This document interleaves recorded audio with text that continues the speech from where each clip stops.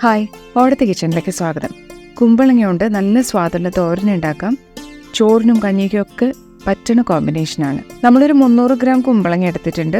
ഉള്ളിലത്തെ കുരുക്കെ കളഞ്ഞിട്ട് നുറുക്കിയെടുക്കാം. തൊലി കളഞ്ഞെടുത്തിട്ടുണ്ട്. ഇപ്പോൾ ചെറുതായിട്ടാണ് നുറുക്കേണ്ടത്. സാമ്പാറിനും അവിയലിനും ഓലനും പുളിങ്കറിക്കും ഒക്കെയാണ് കൂടുതലായിട്ട് കുമ്പളങ്ങ ഉപയോഗിക്കുന്നത്.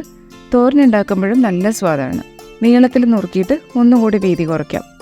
വീതി കുറയുമ്പോൾ വേഗം വെന്ത് കിട്ടും. സ്ക്വയർ പീസസ് ആക്കിയിട്ട് കർപ്പൂരത്തിൻ്റെ പോലെയൊക്കെ നുറുക്കിയാൽ നല്ല ഭംഗിയാണ്. ഇപ്പോൾ നുറുക്കി കഴിഞ്ഞു. ഇനി ബാക്കി വേണ്ടതെടുക്കാം. ഒരു മുറി നാളികേരം കഷ്ണാക്കിയത്, 1/4 ടീസ്പൂൺ ജീരകം, 6 കാന്താരിമുളക് എടുത്തിട്ടുണ്ട്. പച്ചമുളക് ആയാലും മതി. ഇനി ചതച്ചെടുക്കാം. തോരനിലേക്ക് വേണ്ട പോലെ അരയാണ്ട് നല്ലോണം ചതച്ചെടുത്തിട്ടുണ്ട്. സാധാരണ വറുത്തിടുന്നതിന് വ്യത്യാസമായിട്ട് നമ്മൾ കുറച്ച് അരി ചേർക്കുന്നുണ്ട്. പച്ചരിയാണിത്. ഏതരിയായാലും കുഴപ്പമില്ല. ഈ അരിയും കൂടി കടുക് വറുക്കണയിലേക്ക് ചേർത്താൽ ഒരു പ്രത്യേക സ്വാദാണ് തോരന്. ചീനിച്ചട്ടി ചൂടായി 100 ടേബിൾ സ്പൂൺ വെളിച്ചെണ്ണ ഒഴിക്കാം. ഇനി കടുക് ഇടാം. 1/2 ടീസ്പൂൺ കടുകാണ്. കടുക് പൊട്ടി. ഇനി അരി ഇടാം. 1 ടേബിൾ സ്പൂൺ അരി എടുത്തിട്ടുണ്ട്. നല്ലോണം പൊരിഞ്ഞു വരും. ഇനി 2 ചുവന്ന മുളക് കഷ്ണാക്കിയത്, 10-12 ചെറിയ ഉള്ളി നുറുക്കിയതും കൂടി ചേർക്കാം. ഉള്ളി നല്ലോണം മൂത്ത് വരണം. മീഡിയം ഫ്ലെയിമിൽ മതി ആദ്യം തൊട്ട് തന്നെ. 2 തണ്ട് കറിവേപ്പിലയും കൂടി ചേർക്കാം. ഉള്ളി മൂത്ത് ചുമന്ന് വന്നിട്ടുണ്ട്. ഇനി നുറുക്കി വെച്ച് കുമ്പളങ്ങ ചേർക്കാം.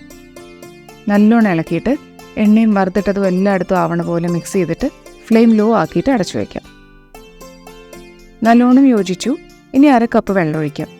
കുമ്പളങ്ങയിലത്തെ വെള്ളവും ഇറങ്ങും. ഇനി അടച്ചു വയ്ക്കാം. ഒരു 10 മിനിറ്റ് ആയിട്ടുണ്ട്. വെള്ളം വറ്റിയിട്ടുണ്ട്. കുറച്ച് മഞ്ഞൾപ്പൊടി കൂടി ഇപ്പോൾ ചേർക്കാം. 1/2 ടീസ്പൂൺ മതി. ഇതിലേക്ക് വേണ്ടത്ര ഉപ്പ്.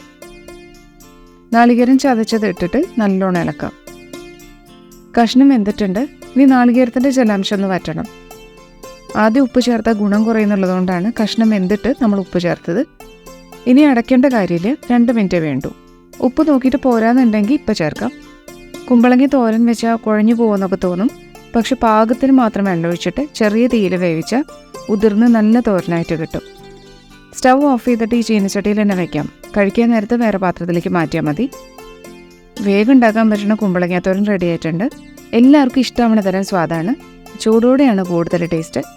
ഉണ്ടാക്കി നോക്കുക. ഇഷ്ടമായ ഓടത്തെ കിച്ചൺ ലൈക്ക് ചെയ്യുക. നല്ലൊരു വിഭവമായിട്ട് വീണ്ടും വരാം. താങ്ക്